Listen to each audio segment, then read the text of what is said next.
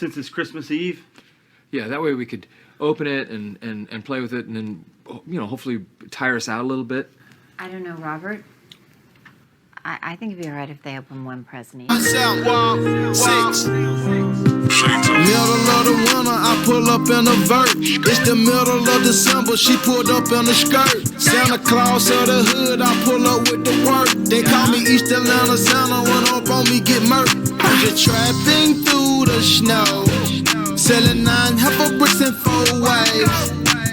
Over the hills we go, got an extendo and an 8. I'm a neighborhood philanthropist, I'm selling bills. What do we do with Dwight? He's totally out of control.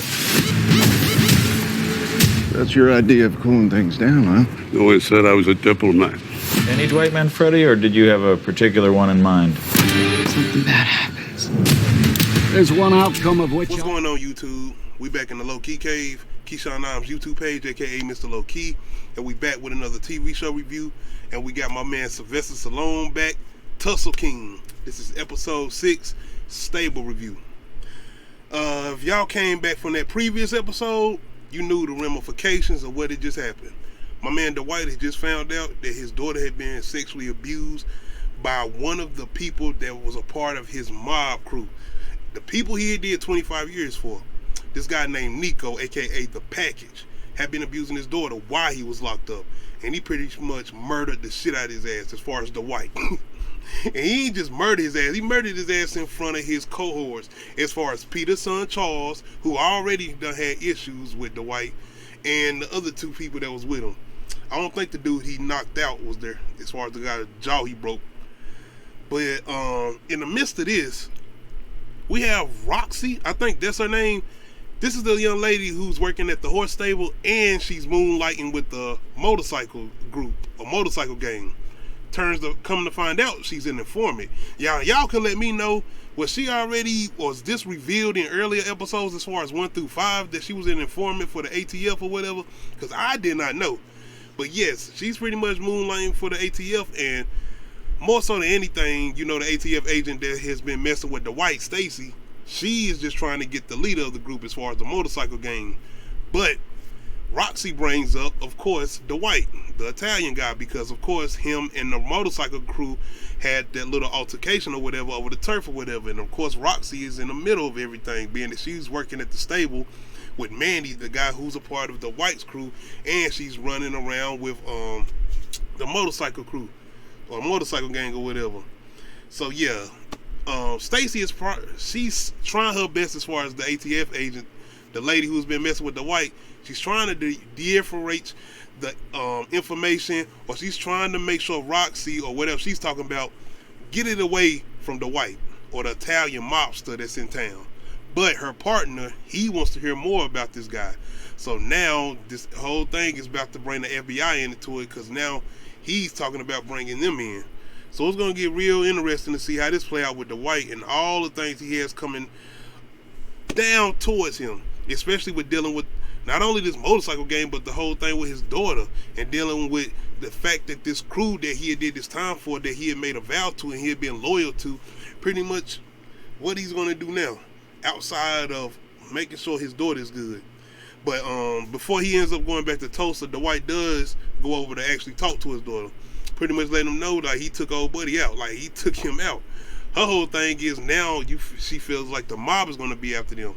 But Dwight is letting her know that as far as Pete goes, that's not going to happen. Pete is on demon time, but he's not on demon time at the point of coming after Dwight's daughter. And we actually see that when Pete and Charlie, as far as Pete's son, are having a conversation about Dwight and the fact that he just did what he did to Charles' people, his driver or whoever he was to Charles. He was a part of his crew or whatever. But Pete is letting Charles know, listen, did you even know that Nico was doing what he was doing to the White daughter? Because if I knew, I would have skinned him alive. And this is Pete talking. And he is letting Charles know, like, nigga, if you was half the man the White was, this shit wouldn't even be going on within your crew. And the whole thing with Charles is he wants to kill him. Like, he wants to kill him, Charlie. And let me know if I'm saying his name wrong, but as far as I know, his name is Charles or Charlie. And I know he got a little nickname, I think, but Pete's son, he wants to kill him, and AKA my man off the wire. I be noticing that this is my guy off the wire, but he look crazy with the hair. He need to take that goddamn wig off. But anyway, Pete, he ain't having it. I don't think he wants the white killed. But the thing with Pete's son is he's like not just the white. He want to kill the white daughter too, and that really sets Pete off. Like I said, you're talking about old mob, old school rules. They go by a different type of rules. You know, these are the guys that helped the old ladies out in their neighborhood back in the day. But you got another set of generation now, and that's Pete's son, and he really not trying to hear nothing. He wants to take out the white and his family as far as his daughter. But Pete's not hearing it. ATF agents, her partner, as far as Stacy's partner, he wants to get the FBI involved, especially dealing with Dwight and seeing about his past and his connections, and trying to figure out why is this mobster in Tulsa. So now he wants to bring the FBI in. Once again, Stacy's trying her best. Like, why are we worrying about this? We supposed to be concentrating on the motorcycle crew, especially the leader of the motorcycle crew. But nah, now the partner wants to see what's going on with the white. He's trying to find out more things about the white. So yeah, things are very much getting interesting, especially with this agent trying to bring in the FBI. And not only that, the whole thing in New York with the mob and Pete, as far as his son wanting to come after Dwight. Not only that, my girl Roxy. Of course, she's still back at the stable. She's having a conversation with Manny. She's trying to get that Dwight info, and she's trying to bring Dwight on in so she can get him pretty much caged in, especially with the conversation she just had with the ATF agent. And I feel like she's asking a little bit too many questions, because you can see, Manny ain't a stupid dude. As far as I think they call him Manny on here, right? As far as I know, they calling him Manny. But of course, this is the guy that was shooting at Dwight or whatever, and Dwight added him to his crew or whatever. He a character I'm actually enjoying or whatever. But yes, man, you could tell it kind of seemed like she asking a little too many questions, and I think he's going to start getting suspicious of her. Outside of that, Dwight's daughter, she starts to get these phone calls. Well, at least this phone call in particular, where nobody says anything, and she's saying hello, and is getting no answer. Once again, we're going back to Pete's son. Does he have anything going on outside of his father's and what he said? Maybe. More than likely he is, because he's already had an issue with Dwight. And I wouldn't be surprised if he pretty much tries to do something outside of what his father said. But nigga, you gonna get that smoke. He go anywhere near the white daughter. Man, fall back, guy. Fall back, Charlie. But yes, in the midst of this phone call, Dwight, he ends up talking to his daughter and having a conversation with her. And she lets him know about this phone call. And immediately, I love this scene, man. Sylvester Stallone, when it comes to these particular scenes, because he knows how to move it around and switch it and maneuver. Once again, he is just coming off of the fact of hearing about what happened with his daughter and doing what he did, and then going back to Tulsa, because now he can't find Bodie, which I forgot to mention, because Bodie's pretty much missing. And you know, last episode, Bodie had ran into the motorcycle crew, and that pretty much probably scared his ass straight, and he probably done sit down, just hitchhike, got the hell out of Dodge, more than likely. So now you got Dwight running around Tulsa trying to figure out what's going on. Outside of that, we do find out what's up with Bodie. And Dwight, before we get to Bodie, he's pretty much made a phone call to the mob guys. One in particular, the main guy who's behind Pete, because of what his daughter told him as far as this phone call and somebody hanging up. You already know he knows these type of things. He knows these rules. He's probably made these phone calls himself from back in the day. But anyway, after this, he immediately calls saying, "What's up? What's going on? I know y'all not coming after my daughter." Like, and he told his daughter this. He told him before he left, he was like, "Pete, he an evil guy. He on demon time, but he ain't not gonna come after no innocent person." And this is even Pete when he's talking to his son. Like, what did the white daughter do? What did she do? She's an innocent person. She's a civilian. She's a civilian. She's not no gangster. She's not out here in the streets. She is a civilian. But once again, we're talking about a whole different generation. Outside of that though, you got the white pretty much telling old buddy to just come to Tulsa and talk to him. We need to have a conversation, because he's still going to be coming at them. Well, that this situation is going on as far as allowing Nico to do what he was doing to his daughter while he was locked up for these many years and keeping his mouth shut and not snitching on these mobsters. Outside of that, my girl Stacy, man, the fact that in this first episode where she was like, "You too old, I didn't know you was this age," But damn, the white been putting it down because my girl is a whole ATF agent, my bad, ATF agent out here trying to make sure the white know that the FBI is on his ass. And I was like, damn, excuse me. Damn, the white, what you got going on, man? You got goddamn federal agents out here making sure that you good and you get a heads up. But yeah, she letting them know. They are looking into him. So now we got this situation going on, and you know the white man, he on demon time. He don't give a damn. And I think he's trying to even see how far her loyalty is going to go as far as Stacy. And she's going to be a ride or die. Outside of that, we do find Bodie. He at his house chilling, meditating pretty much.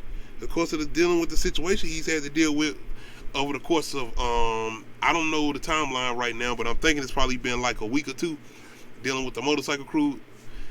He's pretty much getting raided, FBI. After this conversation, of course, with Stacy's partner, here they come now. The white name been brought up, a lot of red flags.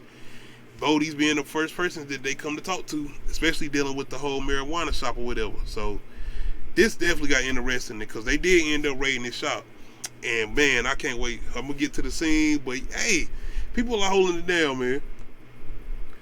Outside of that, though, and this raid from the FBI, we get an answer for Pete because the guy who's supposed to go talk to the white pretty much got to run it through Pete first. And Pete tells him, go ahead and see what he has to say, dealing with the situation that we are dealing with as far as his daughter and the situation with Nico and him killing Nico. More than likely, Nico, aka the package, was a made man, being that he was a part of Pete's son's crew or whatever. But Pete basically tells him to go ahead and go out there and see what's going on. Outside of that, in Tulsa, we got my man, the white, having a conversation with the leader of the motorcycle crew. Once again, the motorcycle crew leader's pretty much letting the white know, like, man, this is my home turf, bro. I've been here for a minute. How would you feel you come into your home turf and somebody trying to do some new shit when you've been holding it down for the longest? And the white just letting them know, like, nigga, you ain't even really from here. Like, the white is a demon, man. Let's be clear, the white is definitely a demon. The fact that this man sitting up here trying to goddamn like, he trying to be civilized, I guess you could say, as far as the motorcycle leader, the motorcycle leader. And I gotta get his name, man. I'm so apologize, but in these last couple episodes before we get to this one, he felt kind of intimidating. But in this episode, I ain't gonna front, he didn't feel that intimidating. And maybe it was my guy, the white. Shout out to Sylvester Stallone and his presence, but he just didn't feel that intimidating. And once again, I'm hoping I'm taking that in regard, and I hope he actually is somewhat of a problem. That makes for the plot to be good. But yes, my guy's pretty much letting the white know, like, man, you can't come through here doing all this, and even if you was, you could have came and hollered at me first, so I could have got a piece of that. You know what I'm saying? This is my turf, King of New York type shit. I don't care if it's a dime bag, I want in. But the white letting them know, like, nigga, this ain't your country. You sound Irish. You ain't even from around here. I ain't from around here. So guess what? This both ours. I'm gonna do what I'm gonna do. Do something. What you gonna do? On some Menace to Society type shit. So pretty much everybody backs off, going about their business. And you know this is not going to be the last time we hear from these two. More than likely we are leading up to something of, not I would say a war, but definitely some type of altercation between these two and they crews. Outside of this, my guy Bodie, he ends up showing up to the white now. And they are chilling at the bar, of course, with my guy Mitch now. And the white is asking him, like, bro, where you been at? You know, what's going on? Mitch lets him know the FBI raided me. They were looking for you in particular, but yes, they raided me. And I think more so the only thing being that the white already knew kind of the situation, being that he had talked to the ATF agent Stacy. He's trying to see if did Bodie hold it down, did Bodie snitch. And being that Bodie did come straight out and tell him that he got raided or whatever, don't mean he technically didn't. But once again, man, I feel like these guys, given the circumstances in the situation, they're holding it down, man. They're going to hold it down. And I really enjoyed this scene because once Bodie actually lets him know that he didn't say nothing, and not only that, they got his safe with the stuff that he had in it as far as his money and his supply. But the white lets him know, like, nah, I was already on the game. I already came through and got all of that. Wasn't nothing I thinking that safe, but was a cigar. And you see the expression on Bodie's face, because that's like all his work, man, gone, everything, and it's right there now, being that the white pretty much got it out in time. And he pretty much hugs the white. It's a funny scene because the white tell him, man, you better not come in and kiss me. But this is another thing as far as the chemistry between these guys that I'm enjoying. as far as Tussle King, and seeing him form this group, and you can see how he's getting fond of these guys. He's caring about these guys, and you can see how they care about each other. And look how they was formed, especially Manny being he was trying to kill him. But you got loyalty too. That's another thing. You got loyalty within this crew. And I think that's another thing he's taking in. But it's going to be interesting with those interactions, especially some of these mob guys that's coming out to talk to him and have these conversations. Because really what's going on as far as Pete, he ain't just sitting on the mat here to have this conversation of dead everything that's going on between the whole daughter situation. He really trying to be nosy now, I think, and see what is exactly the white guy going on out there in Tulsa, even though y'all the one that set this whole thing up and sent him. But yes, man, outside of this, I got a surprise. The white, he been talking to this little coffee lady in this coffee shop or whatever. They've been having conversations, but he's really been sitting there because he's been looking for this particular horse that pretty much be roaming free every day or here and there. Shout out to everybody, or shout out to certain people who put me on this, Tulsa King, but this particular young lady, this is Sylvester Stallone's daughter, as far as the young lady that works at the coffee shop that's kind of getting a little bit more of a presence going, especially in this episode, because shout out to Sylvester Stallone bringing in the wealth, bringing in his kids, you know what I'm saying, staying connected. But yes, I think both his daughters act too, because I remember seeing his other daughter, I think in the Shark movie, 47 meters uncaged, if I'm not mistaken. Excuse me. But yes, the white and this young lady end up going to get this horse because the young lady lets the white know that the horse is about to be put down. Like, he keep escaping, they can't control him as far as making sure he's maintaining or staying in the thing or whatever, the horse stable. But the white has an idea, and not only is he's going to try to, I think, purchase the horse, but he was going to bring in a young lady to pretty much train the horse or whatever, and pretty much give her another job, because she ends up telling the white that this is her last day working at the coffee shop. So that's going to be interesting. Outside of that, my girl Stacy, man, the ATF agent, she pretty much calling the white, letting him know, like, man, hey, if you help me set up the motorcycle leader, I mean, hey, you pretty much scot-free, you good to go. Nah, not the white. Not the white. He has principles. He has morals. He has a straight code that he follows. Whether anybody else follows it, even within his crew, he has that code that he's going to follow. Even if this means getting a certain op off the streets or a certain person that he's having a situation with, this is going to get dead immediately. But he's not going to do that because that's the easy route, and he is who he is.